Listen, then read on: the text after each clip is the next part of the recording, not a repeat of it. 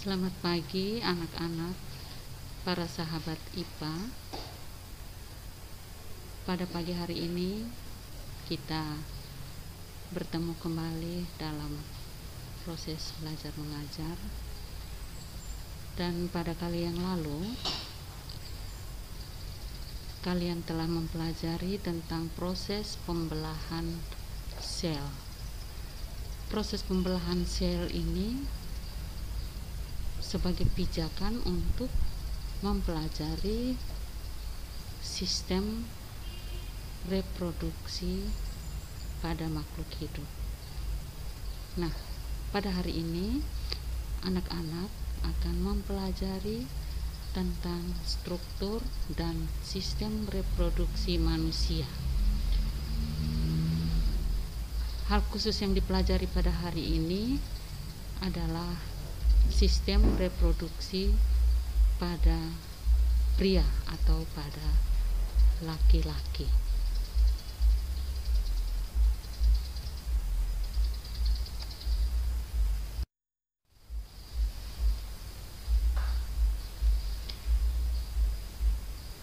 Yang pertama, kita belajar tentang organ atau alat reproduksi pada laki-laki. Anak-anak perhatikan pada gambar. Di sini ada bagian-bagian dari alat reproduksi pada laki-laki atau yang pria. Kalau kita perhatikan nama-nama di sini, ada alat atau bagian yang berhubungan dengan organ ekskresi yang kalian sudah pelajari di kelas 8, yaitu ureter dan kantong kemih. Nah, ini adalah organ atau bagian dari alat-alat ekskresi, alat pengeluaran pada manusia. Lalu khusus untuk organ reproduksi pada pria ini, kita lihat di sini ada organ yang namanya kelenjar prostat. Kelenjar prostat,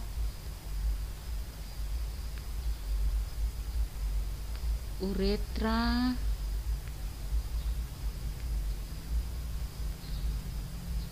penis, testis, skrotum, dan vas deferens. Anak-anak perhatikan baik-baik gambar di modul itu.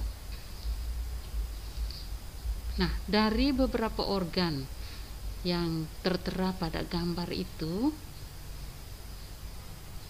khusus untuk alat reproduksi pada laki-laki itu ada 3 organ utama. 3 organ utama ini yang berperan dalam sistem reproduksi laki-laki atau pria, yaitu yang pertama testis. Nah, ini testis. Yang kedua saluran vas deferens. Ini saluran vas deferens, mulai dari testis ini saluran. Yang ketiga adalah penis. Kenapa dikatakan sebagai organ utama? Nah, ketiga organ utama ini, yang pertama testis. Testis itu dia punya fungsi sebagai tempat pembentukan sel sperma. Sel sperma itu adalah benih dari sel kelamin pria atau laki-laki atau sel kelamin jantan. Yang kedua, untuk menyalurkan sel sperma itu butuh saluran yang disebut dengan saluran vas deferens. Dia punya tugas atau fungsi untuk membawa sel sperma dari testis ke uretra. Jadi ini lihat, ini saluran vas deferens ini. Dia membawa sel sperma dari testis terus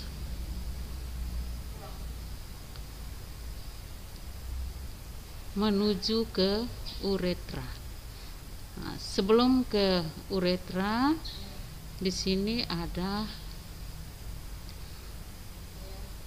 suatu tempat sebagai tempat penyimpanan sementara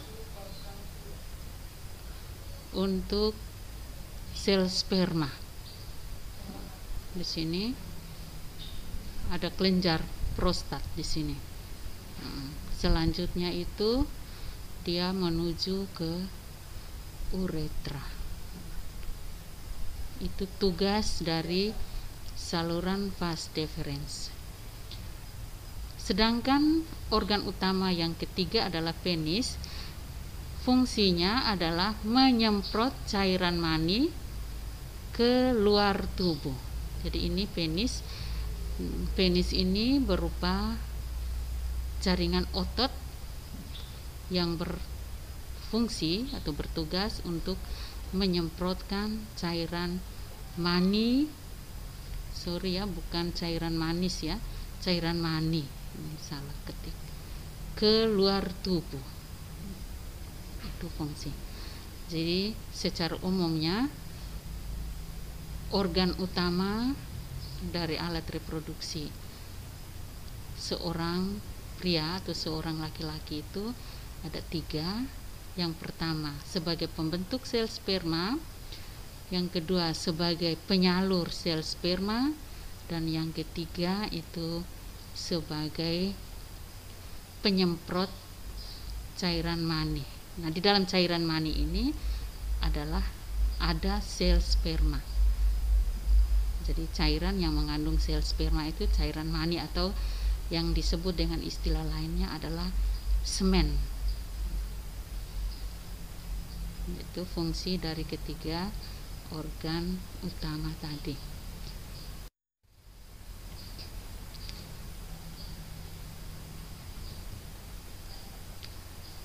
Baik, pada bagian yang berikut kita lihat khusus untuk testis.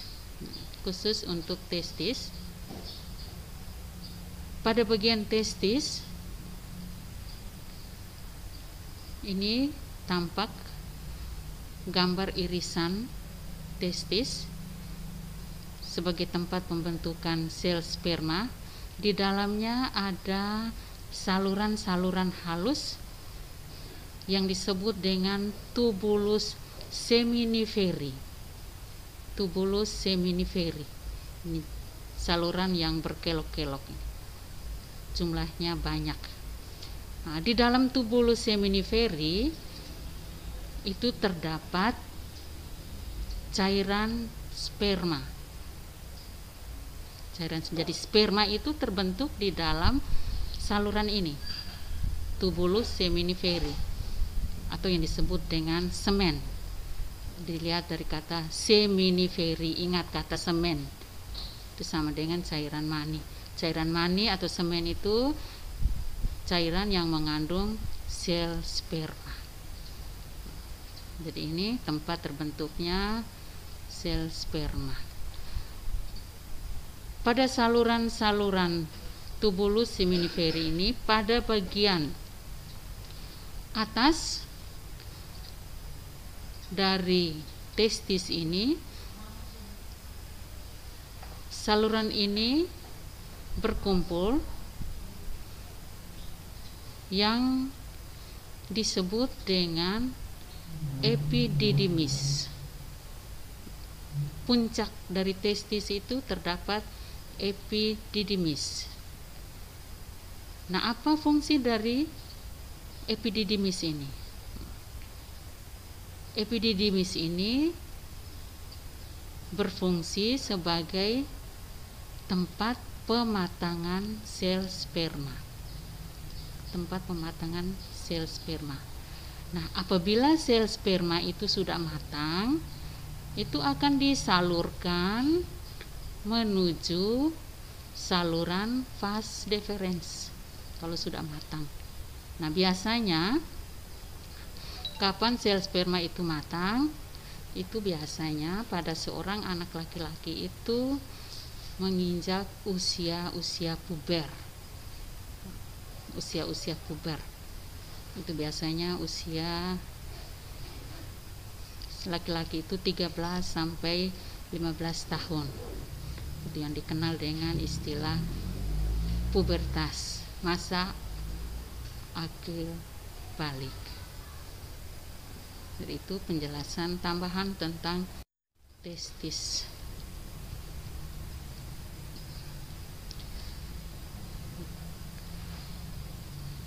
Kita masih pada organ testis. Terlihat pada bagian luar testis ini ada pembungkus testis yang dikenal dengan skrotum.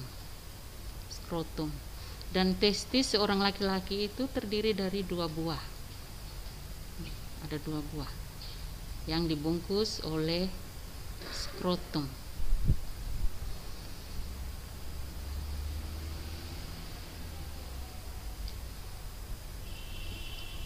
Baik anak-anak, para sahabat IPA, jadi itu penjelasan tentang struktur dan fungsi alat reproduksi pada pria. Yang berikut kita lanjutkan dengan proses pembentukan sel kelamin pada pria. Pembentukan sel kelamin biasa dikenal dengan istilah gametogenesis. Sel gamet, sel kelamin. Proses pembentukannya disebut dengan gametogenesis. Sel kelamin itu terdiri atas 2, yaitu sel kelamin jantan atau sel kelamin pada laki-laki dan sel kelamin pada wanita. Khusus untuk sel kelamin pada laki-laki, proses pembentukannya disebut dengan spermatogenesis. Sel kelaminnya nama sperma, proses pembentukannya disebut spermatogenesis.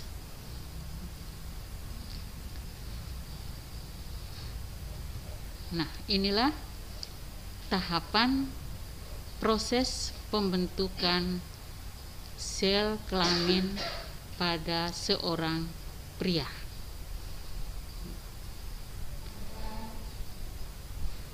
Kalau anak-anak masih ingat, kemarin kamu sudah belajar tentang proses pembelahan sel. Nah, salah satu tujuan dari pembelahan sel itu adalah untuk reproduksi.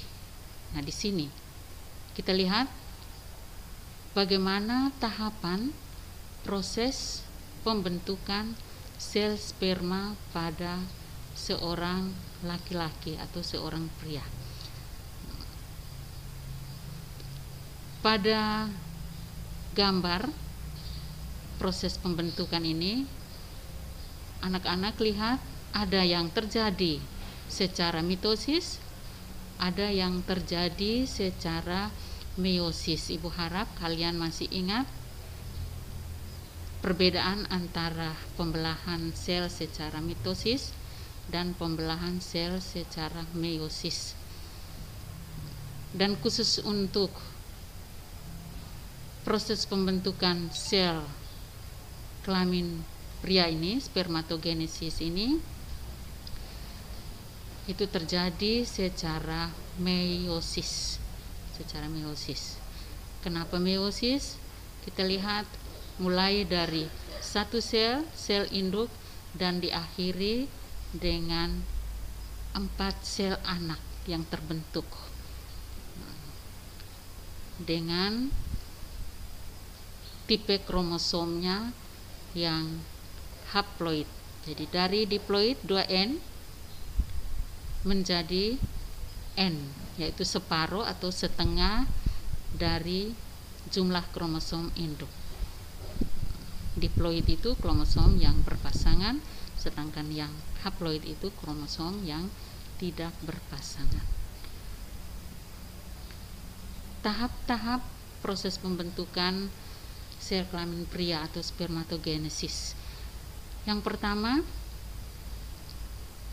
sel induk dengan tipenya 2N, diploid. Sel induk ini dikenal dengan istilah spermatogonium. Spermatogonium atau sel induk ini dia mengalami mitosis dulu.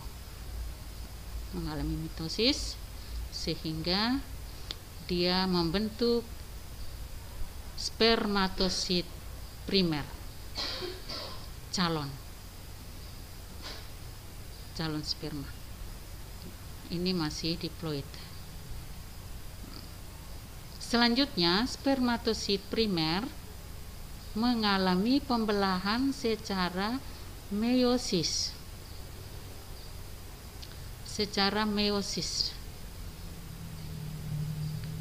Dalam hal ini meiosis pertama. Masih ingat? Tahapan pembelahan sel secara mitosis dan meiosis itu ada 4 tahap itu. Ingat, promenatelo, profase, metafase, anafase, telofase. Nah, ini terjadi pada meiosis pertama. Dia membentuk 2 spermatosit sekunder, menghasilkan 2 spermatosit sekunder. Selanjutnya, spermatosit sekunder masing-masing ini membelah lagi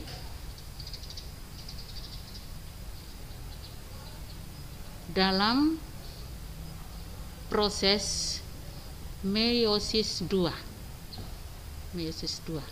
Jadi terjadi 2 kali pembelahan, meiosis 1, meiosis 2. Pada meiosis 2 ini, spermatosit sekunder membentuk spermatid. Sehingga kita lihat yang terakhir ini adalah sel anak yang terbentuk ini adalah ada 4 spermatid. 4 spermatid ini masing-masingnya akan bertumbuh menjadi spermatozoid. Ini sel sperma sudah lengkap. Ini lihat bentuknya,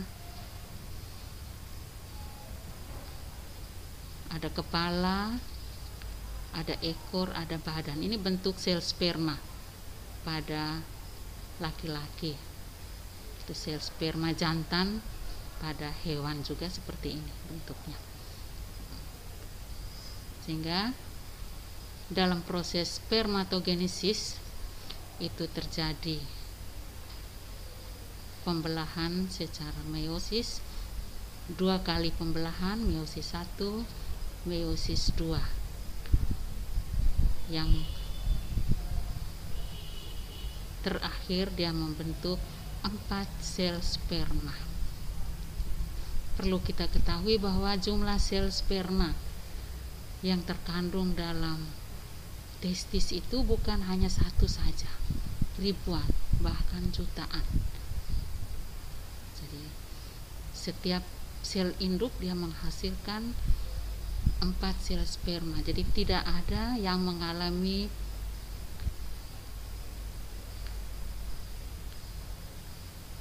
kematian atau yang hilang, semuanya menjadi sperma, sel sperma. Baik anak-anak, para sahabat